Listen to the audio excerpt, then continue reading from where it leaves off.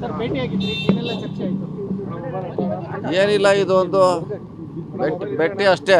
ಹಾಂ ಸರ್. ಎಲ್ಲರೂ ಅಧಿಕಾರ ಇದ್ದಾಗ, ಮಂತ್ರಿ ಇದ್ದಾಗ ಭೇಟಿ ಆಗುವಂಥ ಸ್ವಾಭಾವಿಕ ರಶ್ ಇರುತ್ತೆ. ಕಳ್ಕೊಂಡಾಗ ಹೋದಾಗ ಭಾಳ ಜನ ದೂರ ಆಗ್ತಾರೆ. ನಾವು ದೂರ ಇಲ್ಲ, ನಿಮ್ಮ ಜೊತೆ ಇದೀವಿ ಅನ್ನೋ ಕಾರಣಕ್ಕಾಗಿ ಅಥವಾ ಒಂದು ಫ್ರೆಂಡ್ಶಿಪ್ನಲ್ಲಿ ಇರಲಿಕ್ಕೆ ಅವ್ರಿಗೆ ಅಥವಾ ಧೈರ್ಯ ಹೇಳಲಿಕ್ಕೆ ಪ್ರಯತ್ನ ಮಾಡಿದ್ರು ಅಷ್ಟೇ.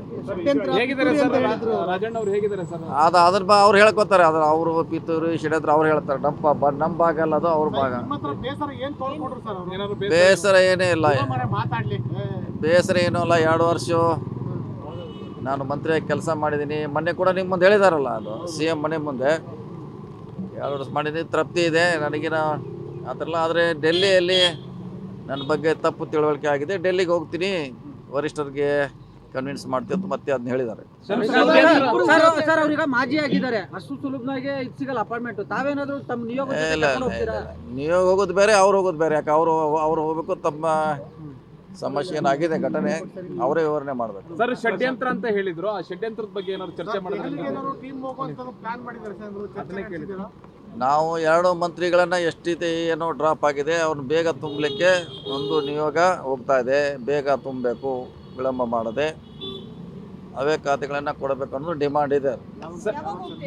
ಬೇಗ ಅಧಿವೇಶನ ಮುಗಿದ್ಮ್ಯಾಗ ಹೋಗ್ತೀವಿ. ವಾಲ್ಮೀಕಿ ಸಮುದಾಯಕ್ಕೆ ಕೊಡ್ಬೇಕಾ ಸರ್? ಅದೇ ಹೌದು, 2 ಅಲ್ಲಿದೆ, ಅವ್ರಿಗೆ ಕೊಡಬೇಕು.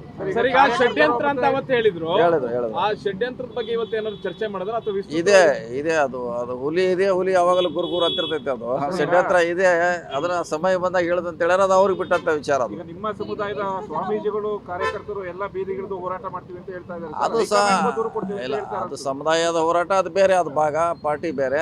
ಅವ್ರಿಗೆ ಹೋರಾಟ ಮಾಡ್ತಿದ್ರೆ ಅದು ಬೇರೆ ವಿಷಯ. ಅದು ಓಕೆ, ಥ್ಯಾಂಕ್ ಯು. ಪ್ರಮುಖವಾಗಿ ಸರ್, ಇದು ರಾಜಣ್ಣ ಅವರಿಗೆ ಬೆಂಬಲ, ಎಸ್, ಅಷ್ಟೇ ನೈತಿಕ ಬೆಂಬಲ, ಅವ್ರಿಗೆ ಧೈರ್ಯ ತುಂಬುವಂತ ಕೆಲಸ ಅಷ್ಟೇ.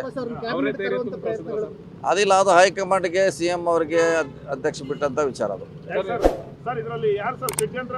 ನಮಗ್ ಗೊತ್ತಿಲ್ಲ, ಅವ್ರು ಹೇಳ್ಬೇಕಾದ.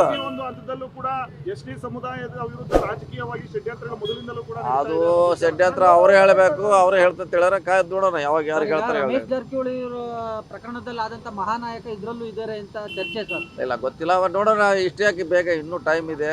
ಅವರೇ ಹೇಳ್ತಂತ ಹೇಳಿದಾರೆ, ಕಾದ್ ನೋಡೋಣ. ಲೇಟೆಸ್ಟ್ ಹಾಗೂ ಇಂಟ್ರೆಸ್ಟಿಂಗ್ ಸುದ್ದಿಗಳಿಗಾಗಿ ಬಾಸ್ ಟಿವಿ ಕನ್ನಡ ಚಾನೆಲ್ನ ಸಬ್ಸ್ಕ್ರೈಬ್ ಮಾಡಿ. ಹಾಗೆಯೇ ಬೆಲ್ ಐಕಾನ್ ಪ್ರೆಸ್ ಮಾಡಿ. ಇದರ ಜೊತೆಗೆ ಫೇಸ್ಬುಕ್, ಇನ್ಸ್ಟಾಗ್ರಾಮ್, ಎಕ್ಸ್ ನಲ್ಲೂ ಮಿಸ್ ಮಾಡದೆ ಫಾಲೋ ಮಾಡಿ.